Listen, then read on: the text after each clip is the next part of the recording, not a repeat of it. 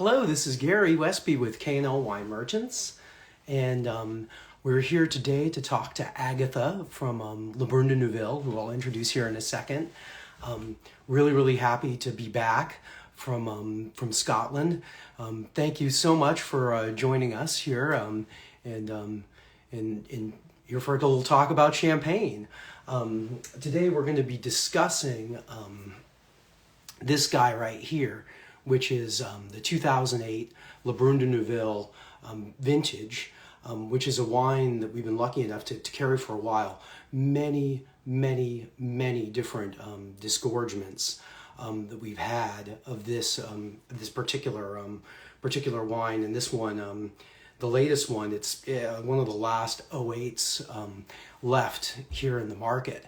So let's see if we can find Agathe. Let's see here.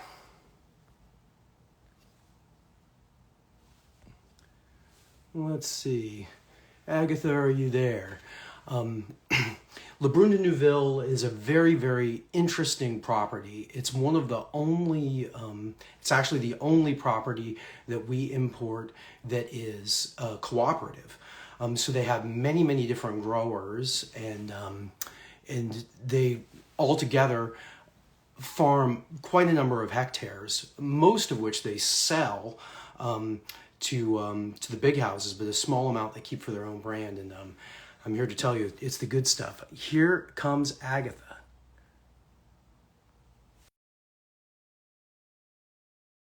See if this works here. All right. There we go. How are you, Agathe? Hello, Gary. How are you? Oh, I'm doing great. It's so nice to see you. Yeah, it's nice to see you again. Hope you had great Easter weekends. Oh, I had a really good weekend, and just been looking forward to talking to you for all of it. With nice bubbles.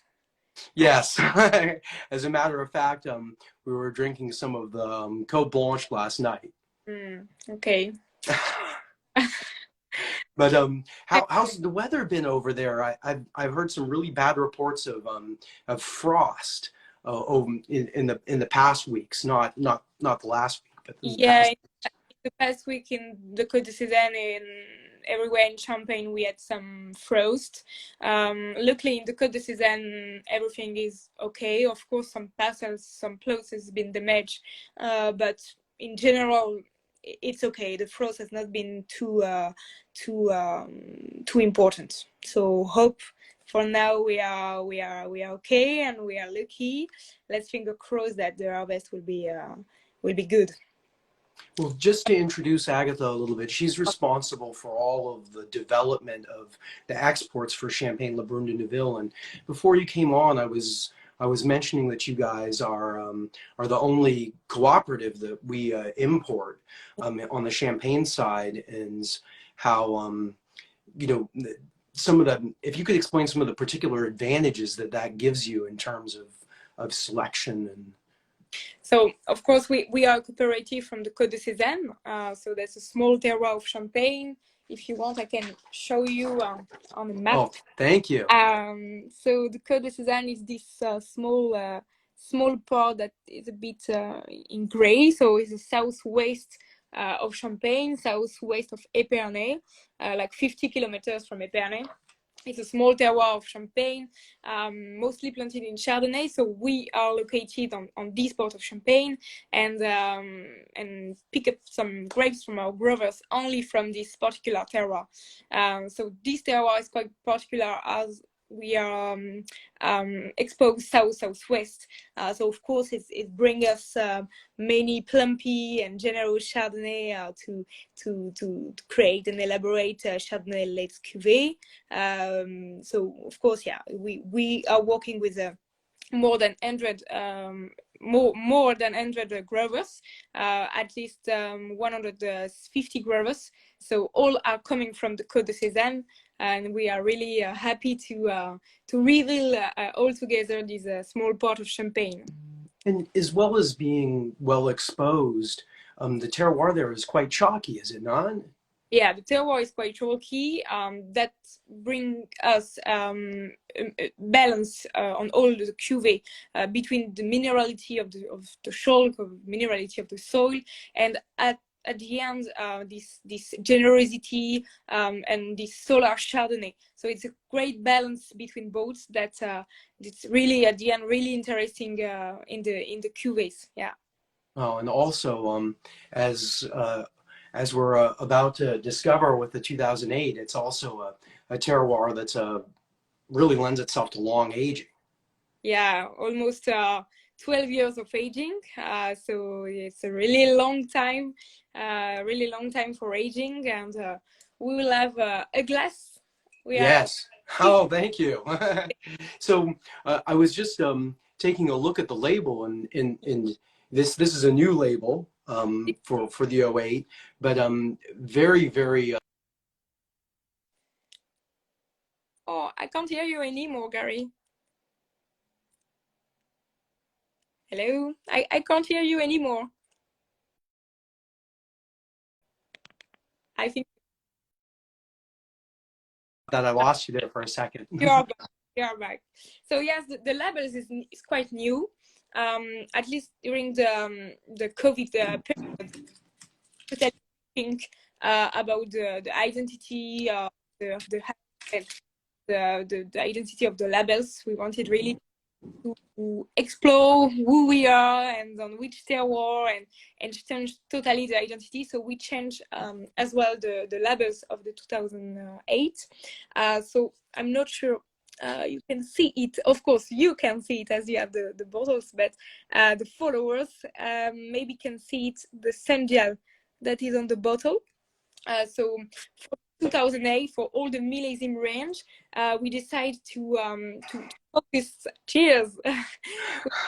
Focus on the Sendial that is located in Cézanne. So Cézanne is the main city of the Côte de Cézanne. When I say city, is 5,000 inhabitants, so it's a small city. But on this city, on the historical center, there is a Sendial. And this Sendial, we decided to put it on our millésime range, on our vintage range, as we were sure that it was really well explaining how weather, how nature can impact the wine. It's totally the case for the 2008, as it's really beautiful and rare vintage now. It's really because nature give us something beautiful. That's why we decided to put this Sendial. This Sandial is from the 18th century. So yes, it has really something coming from us, from the terroir. So yeah, we decided to Oh, I'm label sorry to interrupt. I was going to ask you, and how do you say sundial in French? cadran solaire. All right, and is it masculine or feminine? Is masculine, un cadran solaire. Okay, because it's also a huge deal in Germany.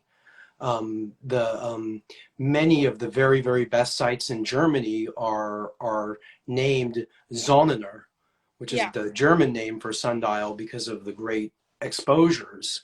Um, I think it's a really really interesting reference, in one that you know we especially out here in Silicon Valley, it's great to be reminded that the original way of telling the time, and probably the still the most natural way of telling the time, comes from the sun, not yeah, from not from something digital. yeah. And what is also really interesting is that on this Sandial in Cézanne, there is a Latin sentence, and it's written something like the translation in French is something like, whenever God send you happiness, send us happiness, we should welcome with gratitude. So it's also really Wow. happened in 2008, as God sent us beautiful nature and send us beautiful grapes. So we should welcome with gratitude, and every year is like that. So yeah, it's really really interesting how in the Wow. they were really close to the nature and close to this weather. Well, tell me about the kind of the very, very unique blend of this wine. It's it's something that I've got to say I've not seen before in other champagnes. Yeah, because all our vintage, at least 2008, and some vintage we are releasing just now, our majority of Chardonnay. When I say majority, is always more than 90%. So Wow. this vintage, this 2000 vintage, is 96% of Chardonnay and only 4% of Pinot Noir. It's really how we like our vintage to really age for decade this beautiful Chardonnay, but add only few drops of Pinot Noir to bring a little bit of rawness. But yeah, it's how we elaborate our vintage. Only few drops of Chardonnay each time, so that make it quite unique. Yeah, that's the to have something be 96% of Chardonnay and 4% of Pinot Noir. Um, I customers often ask me the question about it, and I always say that it's a statement on quality, because of course Blanc de Blanc has has a beautiful marketing advantage on its own, but the commitment to quality at Brun de Neuville, if it's going to be better with 4% of Pinot Noir in it, you do Yeah, it. to add this rawness, this sweetness, and also yeah, of course we are planted in majority in Chardonnay, 90% of Chardonnay in the vineyard and 10% only of Pinot Noir. But of course our Pinot Noir also quite unique in the Côte de Cézanne, so that's why the 4% or 5%, 6% of this Pinot Noir really bring something special at the end. And the dosage on this disgorgement, on the back label, it says 6 grams. It's Um, and has that been something that as the disgorgements have gone along, have you slowly dropped the dosage? Yeah, each disgorgement we'd like to retaste the cuvee. We'd like to retaste for each wine of the range. We do this each time, each disgorgement we like to retaste and adjust if necessary. But we like this accurate dosage following the aging, following the year. It's really important to retaste each time. So for now it's 6 grams. Maybe in the future it can be a little bit adjust more or less, but yeah, it's quite nice before each disgorgement to taste it and see how it's different, how it evolve a lot, and how it can be adjust with a bit of dosage. Yeah, I love the color. I mean, it's yeah, got like the slightest little touch of white gold to it, but it's still so brilliant. yeah, it's so beautiful colors, so deep. And I definitely find some lovely brioche and even a small amount of nutty components there now developing in the wine. Um, I mean, it's just it's got a fabulous vintage champagne nose. Yeah, the nose is amazing.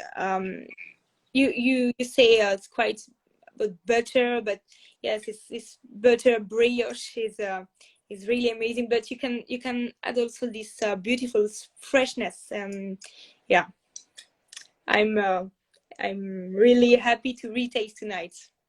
Oh, It's it's always always a great surprise, and always we are so happy to see how it changed a little bit. And no, it's really beautiful present that we still have some bottles. yes.